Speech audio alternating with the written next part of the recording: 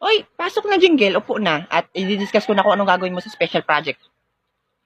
So, dahil ilang months kang wala, ibig sabihin wala ka napasa sa mga subject mo. Alam nga mo na may napasa ka. Para kang bobo dyan. Charot. So, para makahabol, papagawain kita ng concept paper, ha? Oh, ikaw na bahala mag-isip ng topic, may utak ka naman. Yun lang ba, ma'am? Very easy. Ang bait niyo pala, ma'am, ano?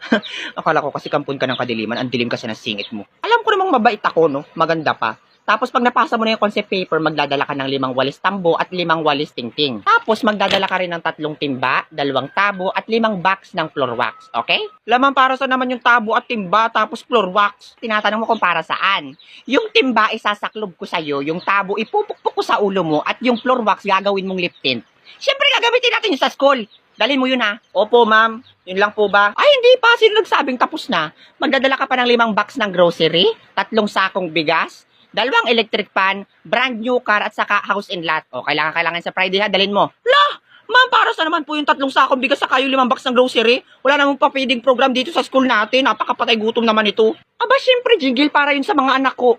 Ah, mga anak ko. Kasi anak ko na ang turing ko sa inyong mga estudyante ko kasi pangalawang magulang nyo na ako. Oh, dalhin mo ha. Hoy ma'am, ako ngayon wag mong pinagluloko. Bakit may pa-house and lot at brand new car? Ginagawa mo na akong business, scammer ka ata. Ibibigay mo, hindi kita ipapasa. Ha? Dapat nga may pa-Christmas bonus pa. Christmas bonus pala ha. Yan, Christmas bonus mo. Susumbong kita sa principal.